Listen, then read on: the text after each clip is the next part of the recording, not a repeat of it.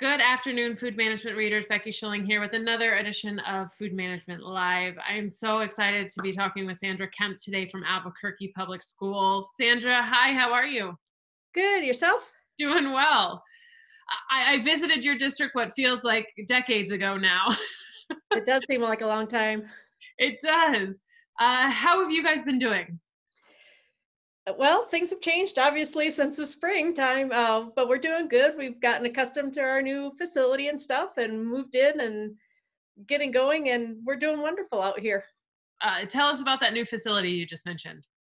Well, we moved in now. It's been operating for 4 years now, and it's just been a really good addition to our district to be able to have one facility where all of food and nutrition is at rather than different locations that we had to run around to. So it's convenient. It's home now. It's home. That's good. Tell me about how the summer is going for you guys. When we left last springtime after the pandemic, our numbers were really high. We did 2.7 million up till Memorial Wow. Day. And then we started our summer program. And our summer program, the city and county, we provide the meals to them, but they're the sponsor. Our summer school didn't take place, obviously, in the brick and mortar. So numbers at the schools were way down. And actually, the program during the summertime, the numbers were a lot lower. We're going to start back up with the grab and go, kind of like we were doing previously in the springtime, starting August 3rd in the district. So we're hoping to get the numbers back up because New Mexico has a lot of food insecurity, not just in the children, but the whole population. Yeah. So let's talk a little bit about that. What does your grab and go program look like? We're going to go to the 13 high schools because we're Albuquerque Public Schools right now. We'll start online August 12th. Again, Okay. it's ever changing like every other district in the United States here. August 12th, we're going to start with online only. And then after Labor Day on September 8th, we are going to go a hybrid model. We are going to go to school Tuesday through Friday, A through L one week, M through Z the next week. We're going to be off on Mondays. So Mondays will be our grab and go time for the district meals to be provided out. We're going to do it at our 13 high schools, and we're going to do a ticketing system.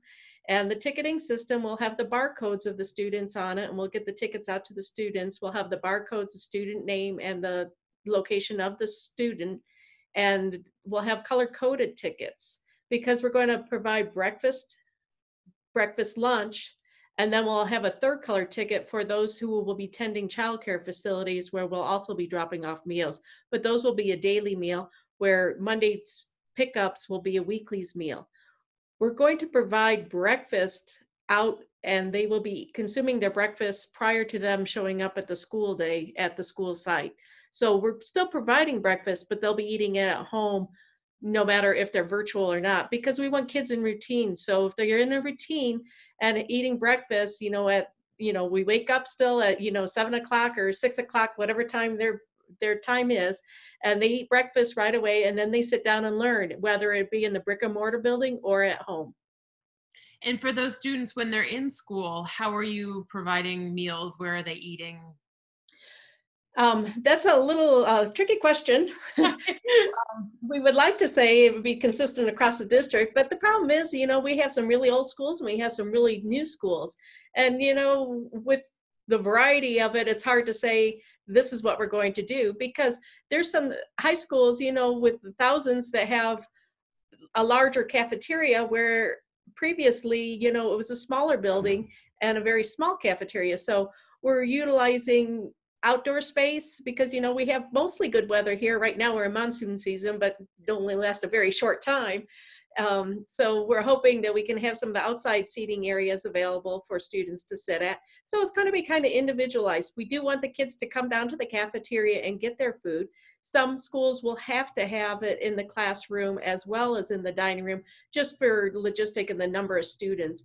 But, it's going to be based on what the school's capacity is, because we still have to maintain the social distancing and all the follow what the standard has to be, or Sure. not standard, but the regulations. Yeah. And what are some of those items that you guys are putting in your meals? I've talked to a lot of directors and they've been struggling a little bit with that aspect. Well, because we didn't want to wait to figure out what's really going to happen, we went ahead and changed our menu back in early June to accommodate, because we still have our commodities to use up. And, that's a big thing, to be able to utilize our commodities that we already have at the processors. Well, what we planned back in, last October, because our menus are done normally by October, with the diversions done, January, February, it makes it a little bit wonky. So we went ahead and changed some of our items, but still had the beef at the processors and utilized different codes. But we went through back in June and we made a 3-week menu cycle still, utilizing the products, but we made a menu that could utilize any service point. So at that time, we were thinking, are we going to be online? Are we going to be in class? Are we going to do a grab and go? So our menu for the 3 weeks can accommodate all 3 styles of service. Okay. So, we are using more individually wrapped items, just like everybody else. But, we do have the central kitchen here. So some of that we can take on, and it makes it a little bit easier to use your commodities up when we do have a facility that can do some of that wrapping ourselves or portioning ourselves. Yeah, for sure. Mm-hmm. And so are the items that are in some of the grab and go, were there reheatable items then? Yeah, definitely most of them are reheatable items, so some cold items. When they're going to the childcare centers, we're going to cook them off, obviously. And, we have a transportation that can keep them warm as well, to run them out. Breakfast will be served cold the next day. We're only going to do the one stop at the childcare center. So we'll take them the lunch hot, and then the cold breakfast they'll hold over for the next day. Yeah, great. And you said you guys served 2.3 million meals this spring? 2.7 actually. 2.7? Yeah, a little over 2.7. So that was good numbers for us. It started off slow, but by week 2 it was going. And again, we're kind of waiting to see what August does. We're having a little contest here at the our main offices to see who's going to be the closest numbers on August the 3rd, because we're all over the place on some of those numbers. Oh yeah. Well, 2.7 million meals in the spring is amazing. I'm sure your staff has just been outstanding. Anything you want to say about them? Yeah, you know what? Our staff is amazing. They've done a fantastic job keeping themselves safe, practicing social distancing. It's something that I believe all of us in food and nutrition do on a regular basis, and that's part of the reason why we have stayed so safe. Working with the health department and being in contact with environmental health, they're saying the same things. We're used to practicing safety and sanitation, which gives us a little hands up on it, because we're used to it. We're attuned to it and aware of the situations.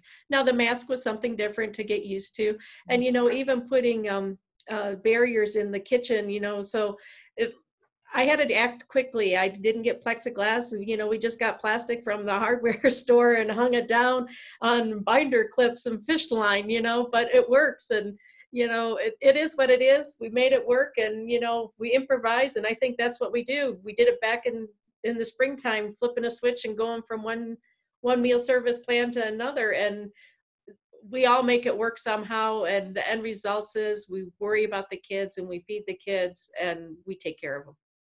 And on that note, I think it's a perfect time to wrap up. Say thank you so much for joining us, and best of luck for the fall. Thank you.